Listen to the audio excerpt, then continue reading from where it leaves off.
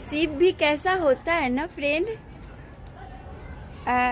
अजीब ही होता है सच में।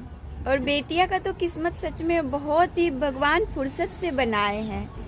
अब बेटा का देख लो, बेटा के नसीब में और उसके हिस्से में माँ आती है, पापा आते हैं, उसके ज़मीन जायदाद जो भी हो वो आता है, घर है ना।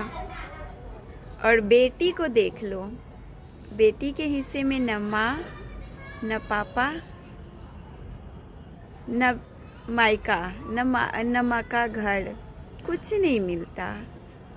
और ज़मीन जायदाद रह गया तो उसे तो चाहिए भी नहीं बेटी को।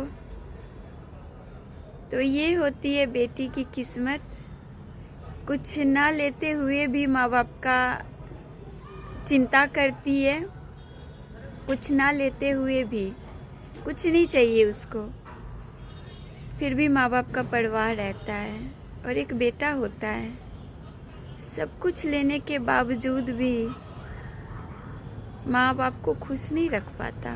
कुछ है, सभी को नहीं कह रही हूँ मैं, कुछ बेटे हैं ऐसे, और तो बहुत अच्छे हैं मेरे भाई, लेकिन कुछ बेटे के लिए कह रही हूँ। इतना सब कुछ लेने के बाद भी उनको माँ बाप की पड़ी नहीं होती, माँ बाप का चिंता नहीं होता, क्या खाया पिया, क्या तबीयत ठीक है नहीं है, कुछ नहीं। और तो और दुख देने में कोई कसर नहीं छोड़ते, ना खाना पेट भर के देते, ना तबीयत खराब हो जाए तो इलाज करवाते हैं, लेते सब है उनका ज़मीन, उनका घर, उनका पैसा, हर चीज़ पे उन्हीं का हक होता है। बेटी का नहीं होता हक, वो बेटा का हक होता है।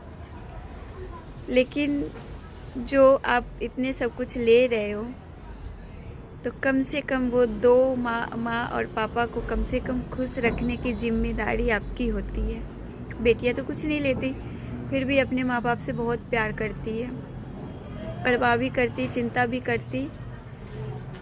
और पता नहीं क्यों ऐसे बेटे क्यों ऐसे होते हैं। कुछ बेटे, सभी की बात नहीं कर रही हूँ, कुछ तो ऐसे मेरे भाई है कि माता पिता को भगवान जैसे पूजते हैं और कहते कि अभी जब तक मेरे माँ बाप घर पे है तो सारा तीरथ हमारे घर में है। तो और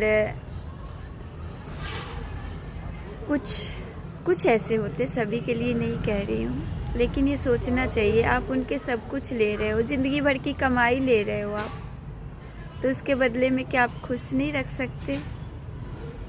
हमारे लिए क्या नहीं करते माता पिता, क्या नहीं करते, वो सब कुछ करते हैं, लेकिन हम क्यों नहीं कर पाते कुछ।